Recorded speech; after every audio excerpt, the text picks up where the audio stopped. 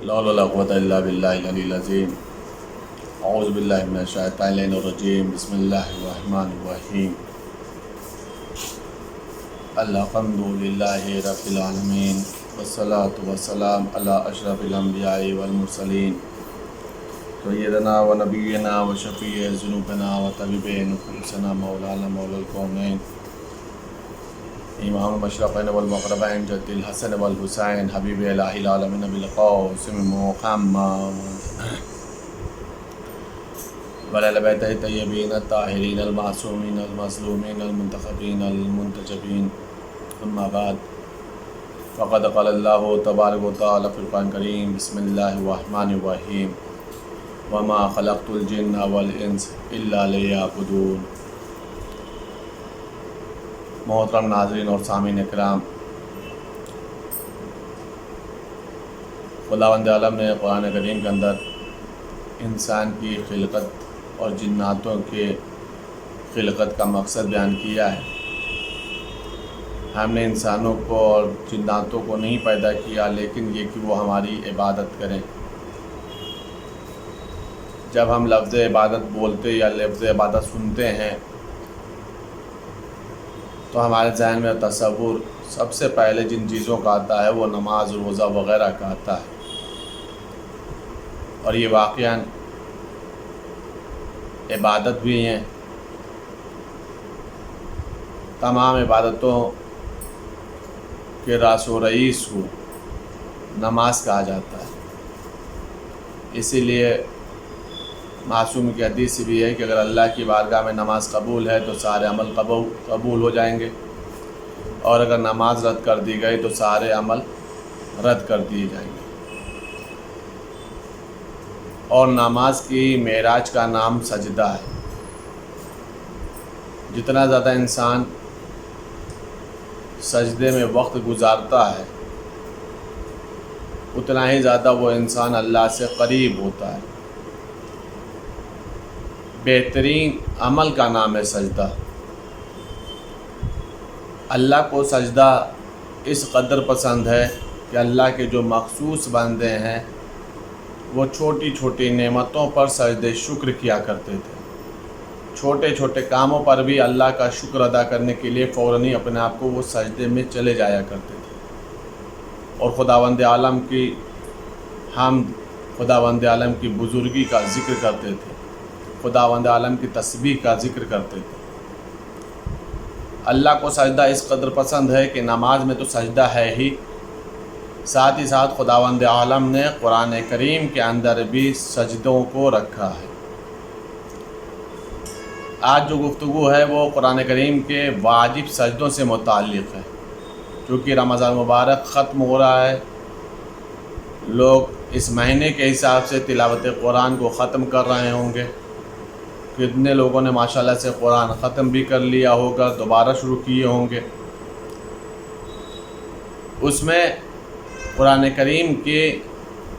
آیتوں میں سجدے رکھے ہیں خداوند عالم نے۔ 4 سجدے وہ ہیں جو خداوند عالم نے واجب کیے ہیں، یعنی اس آیت کو انسان اگر پڑھے گا، اس آیت کو انسان اگر سنے گا تو پھر فوراً ہی یا تو انسان سجدہ کرے، بعد میں یا تو پھر سجدہ کرے اگر فوراً نہیں کر پا رہا ہے، حتیٰ کہ اگر وہ سجدہ کرنا بھول گیا ہے تو بھی اسے اس سجدے کی قضا کرنی ہوگی۔ جب یاد آئے گا تو بھی اسے وہ سجدہ کرنا ہوگا۔ کون کون سی سورہ ہیں؟ ایک سورہ ہے سورہ والنجم، ایک سورہ ہے سورہ الف لام میم تنزیل، ایک سورہ ہے حام میم سجدہ، اور ایک سورہ ہے سورہ اقرا۔ یہ چاروں سورہ میں ایک ایک آیہ مبارکہ ہے کہ جس کے اوپر خداوند عالم نے سجدے کو واجب کیا ہے۔ اس کے علاوہ بھی قرآن کریم میں اور بھی سجدے ہیں لیکن وہ واجب نہیں ہیں، وہ مستحب سجدے ہیں۔ بہرحال اسے بھی انسان کو کرنا چاہیے، اسے بھی ان سجدوں کو بجا لانا چاہیے۔ لیکن یہ 4 سورہ کے اندر واجب سجدے، اس کی تاکید اتنی ہے کہ یا تو فوراً کرے، فوراً نہیں کر سکتا تو بعد میں کرے، اور اگر بھول گیا ہے تو جب یاد آئے گا اسے وہ سجدہ بجا لانا ہوگا۔ اگر ایک انسان قرآن کریم کی اس آیت کو پڑھ بھی رہا ہے اور سن بھی رہا ہے، خود بھی تلاوت کر رہا ہے اور ساتھ ہی ساتھ اس آیت مبارکہ کو سن بھی رہا ہے، تو پھر اس کے اوپر 2 سجدے واجب ہوتے ہیں، ایک پڑھنے کا واجب اور ایک سننے کا واجب۔ 2 سجدے اسے بجا لانے ہوں گے۔ اگر ایک انسان خود نہیں پڑھ رہا ہے، بلکہ کوئی سوتا ہوا انسان قرآن کریم کی اس آیت مبارکہ کو حالت نوم میں پڑھ رہا ہے، یا پھر کوئی بچہ ہے جسے ابھی قرآن سمجھ میں بھی نہیں آیا کسی حد تک بھی، اور وہ بچپنے کے حساب سے اس قرآن کریم کی اس آیت مبارکہ کو پڑھ رہا ہے جس کے اوپر سجدہ واجب ہے، تو جو انسان اس آیت مبارکہ کو سنے گا اس کے اوپر وہ سجدہ واجب ہوگا۔ اس کے برخلاف اگر کوئی انسان ٹیپ ریکارڈر کے ذریعے سے، ریڈیو کے ذریعے سے اگر قرآن کریم کی یہ آیتیں آ رہی ہیں ریکارڈ کی ہوئی، تو پھر ایسی حالت میں اس کے اوپر سجدہ واجب نہیں ہوتا اگر وہ انسان سنتا ہے۔ لیکن اگر یہی آیت مبارکہ ڈائریکٹ نشر ہو رہی ہوں، جسے کہا جائے لائیو ٹیلی کاسٹ ہو رہی ہوں، اور اگر انسان سنے گا تو پھر اس کے اوپر سجدہ واجب ہو جائے گا۔ قرآن کریم کے واجب سجدہ کے لیے احتیاط کی بنیاد پہ ضروری یہ ہے کہ انسان اپنی پیشانی کو، اپنی ہتھیلی کو، اپنے گھٹنوں کو، اپنے انگوٹھوں کو ایسی جگہ پر رکھے گا جو جگہ پاک ہے، یا سجدے کے لیے پیشانی وہاں پر رکھے گا جن کے اوپر سجدہ کیا جاتا ہے۔ ہر چیز کے اوپر سجدہ نہیں، جو سجدے کے مسائل ہیں کہ جن جن چیزوں کے اوپر سجدہ کیا جا سکتا ہے، پیشانی کو انسان کو وہیں پر رکھنا ہوگا۔ اگر انسان حالت وضو میں نہیں ہے یا حالت غسل میں نہیں ہے، سجدہ کرنا بھول گیا تھا، جب اسے یاد آیا تو اس وقت وہ حالت وضو یا حالت غسل یا حالت تیمم میں جو بھی اس کے اوپر تکلیف شرعی تھی اس حالت میں نہیں ہے، تو بھی وہ انسان سجدہ کر سکتا ہے۔ قرآن کریم کے واجب سجدے کے لیے غسل، وضو یا تیمم کی شرط نہیں ہے۔ اگر کوئی انسان قرآن کریم کا واجب سجدہ بجا لا رہا ہے، اگر اس نے سجدے کی حالت میں کچھ بھی نہیں پڑھا، صرف اور صرف پیشانی کو سجدے میں رکھ دیا ہے، تو بھی یہ کافی ہے۔ عزیزان گرامی، یہ ہے قرآن کریم کا واجب سجدہ کہ جو 4 سوروں کے اندر خداوند عالم نے ایک ایک آیتیں رکھی ہیں جن کے اوپر انسان کو سجدہ واجب ہے، پڑھ کر کے یا سن کر کے اسے بہرحال اسے ان سجدوں کو بجا لانا۔ یہ ہے قرآن کریم کے واجب سجدوں کی بات۔ 1-2 باتیں سجدوں ہی سے متعلق عرض کر دوں کہ انسان کے لیے کچھ چیزیں سجدے میں مستحب قرار دی گئی ہیں جس کے اوپر انسان کو غور و فکر کرنا چاہیے جب سجدہ بجا لے آئے۔ میں نے ابھی عرض کیا کہ جب انسان سجدے میں ہوتا ہے تو اللہ سے بہت ہی زیادہ قریب ہوتا ہے، حتیٰ کہ معصوم سے جب پوچھا گیا تھا کہ اللہ سے دعا کب کیا ہے تو معصوم نے فرمایا تھا کہ حالت سجدہ میں جب دعا کرو تو خداوند عالم ان دعا کو ضرور قبول کرتا ہے۔ اب یہ کہ یہ سجدہ کون سا ہوگا؟ اس سجدے کو نماز سے ہٹ کر کے، نماز کی حالت میں تو جو نماز کا سجدہ ہے، جو اذکار ذکر ہیں، جو اذکار ہیں سجدہ کی، وہی بجا لانا ہے، لیکن جب دعا کے لیے سجدے میں سر رکھنا ہے تو وہ نماز سے ہٹ کر کے، نماز سے جدا، نماز تمام ہو جائے، سجدے شکر میں انسان جائے، تو پھر وہ اپنی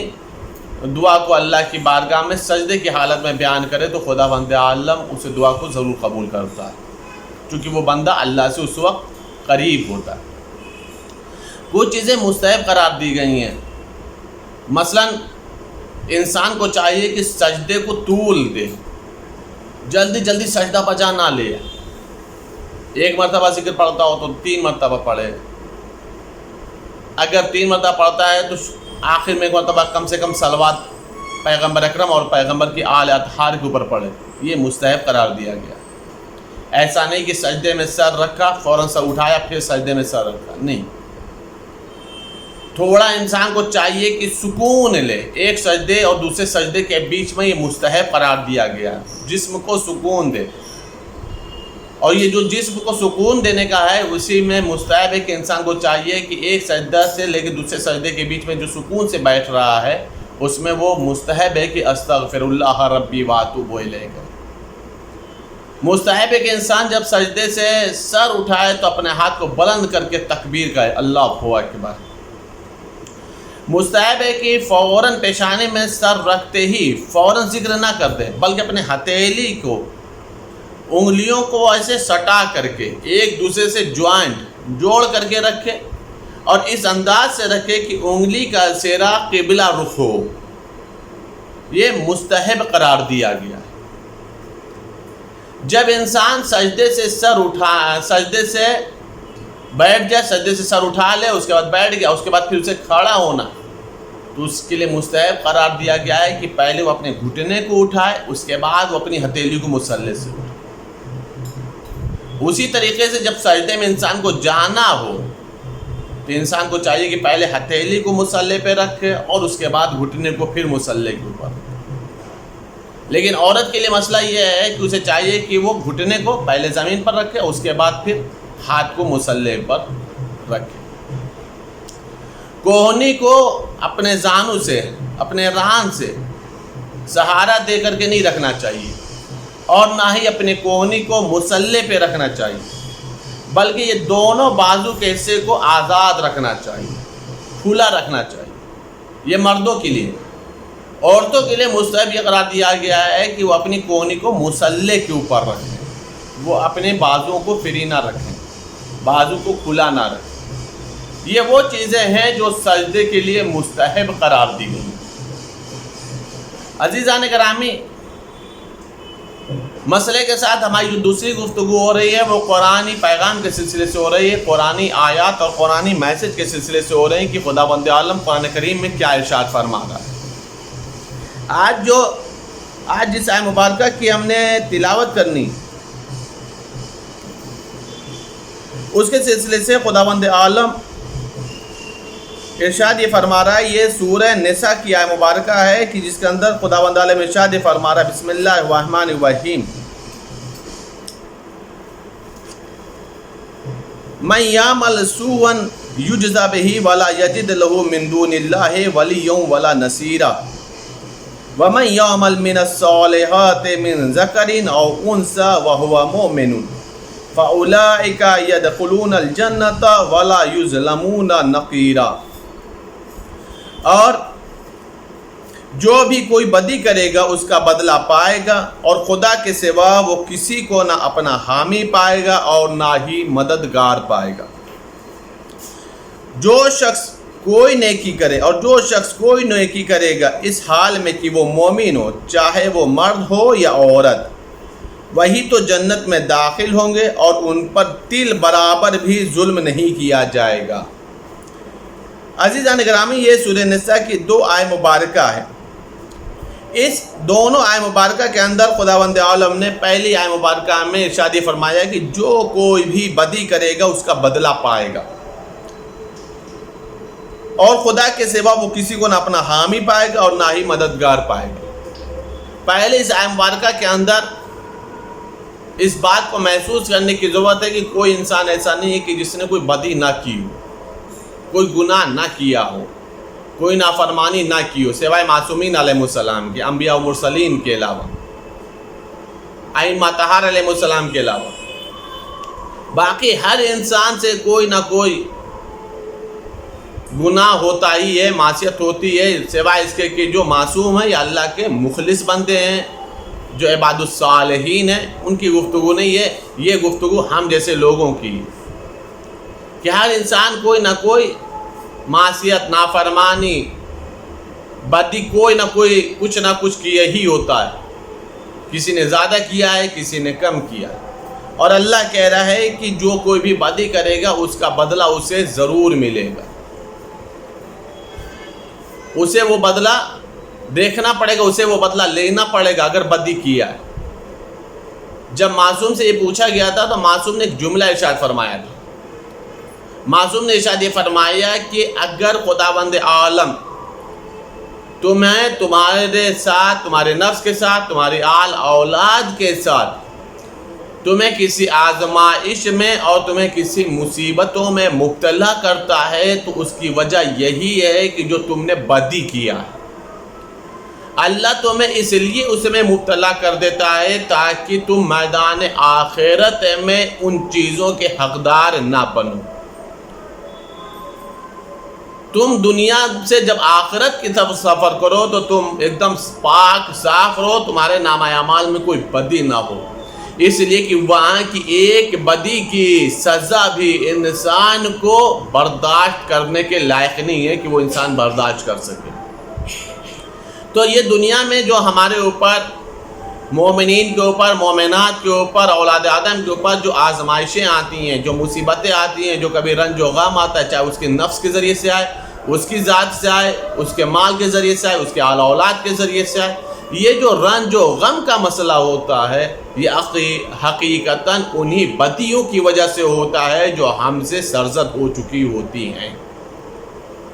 انہی گناہوں کی وجہ سے ہوتا ہے جو ہم عمل میں لا چکے ہیں۔ انہیں خداوند عالم ہمارے اوپر اس لیے طاری کرتا ہے، اس میں ہم اس لیے مبتلا کرتا ہے تاکہ ہم پاک صاف ہو جائیں، ہم اس سزا کے مستحق نہ بننے پائیں۔ خداوند عالم ہم اسی دنیا میں پاک کرنا چاہتا ہے۔ یہ مسئلہ ہو گیا، جو بھی بدی کرے گا اس کا وہ بدلہ پائے گا۔ دوسرا مسئلہ یہ کہ وَمَن يَعْمَلْ مِنَ الصَّالِحَاتِ مِن ذَكَرٍ أَوْ أُنثَىٰ وَهُوَ مُؤْمِنٌ فَأُولَٰئِكَ يَدْخُلُونَ الْجَنَّةَ وَلَا يُظْلَمُونَ نَقِيرًا، اور جو شخص کوئی نیکی کرے گا اس حال میں کہ وہ مومن ہو، چاہے مرد ہو یا عورت، وہی تو جنت میں داخل ہوں گے اور ان پر تل برابر بھی ظلم نہیں کیا جائے گا۔ یہاں پر جب اللہ تبارک و تعالیٰ نے عمل صالح کے سلسلے سے بات کی ہے، اچھے عمل کے سلسلے سے بات کی ہے، تو اس میں خداوند عالم نے مرد اور عورت میں فرق نہیں رکھا، مرد اور عورت میں کوئی فرق نہیں رکھا، مرد اور عورت میں کوئی امتیاز نہیں رکھا۔ ایک چیز رکھی ہے، ایک قید رکھی ہے کہ مرد ہو یا عورت ہو، ان دونوں میں سے شرط یہ ہے کہ وہ مومن ہونا چاہیے، اس لیے کہ اللہ کی بارگاہ میں عمل وہی قبول ہے جو ایمان کے ساتھ بجا لایا جائے، جس عمل میں ایمان کی روح پائی جائے۔ اس سے فرق نہیں پڑتا ہے کہ وہ عمل کرنے والا مرد ہے یا وہ کوئی خاتون ہے، کوئی عورت ہے۔ جو کوئی بھی اچھا کام کرے گا، جو کوئی بھی اچھا عمل انجام دے گا، مرد ہو یا عورت ہو، شرط یہ ہے کہ اگر وہ مومن ہوگا، دائرہ ایمان میں ہوگا، صاحبان ایمان ہوگا، اہل بیت سے محبت کرنے والا ہوگا، تو خداوند عالم نے اس کے لیے جزا کے طور پر جنت رکھی ہے، اور اللہ نے ارشاد فرمایا اس کے اوپر تل برابر بھی ظلم نہیں کیا جائے گا، تل برابر بھی ظلم نہیں کیا جائے گا۔ عزیزان گرامی، ایک بات اور عرض کر دوں، جب مسئلہ ظلم کا آتا ہے کہ اللہ کہتے ظلم نہیں ہوگا، تو اس کا مطلب یہ ہے کہ اللہ وہاں پر عدل بیان کر رہا ہے، عدل کی بنیاد پر مسئلہ طے ہو رہا ہے۔ ظلم نہیں ہوگا اس کا مطلب ہے کہ ان کے ساتھ عدل کیا جائے۔ اور اگر عزیزان گرامی خداوند عالم صرف اور صرف میزان عدل کو قائم کر دے تو بھی انسان کے لیے بہت مشکل ہو جائے۔ اسی لیے انسان کو اللہ کی بارگاہ میں دعا کرنا چاہیے، میرے معبود جب تو ہم لوگوں کا حساب و کتاب کرنا تو اپنے میزان عدل کے اوپر نہ کرنا، بلکہ اپنے میزان رحم و کرم کے اوپر کرنا، میزان فضل کے اوپر کرنا۔ اگر خداوند عالم عدل کی بنیاد پر کام کرنے لگا، ہم لوگوں کا حساب و کتاب کرنے لگا، تو بھی یہ ہم لوگوں کے لیے بہت ہی زیادہ مشکلات کا سامنا ہو۔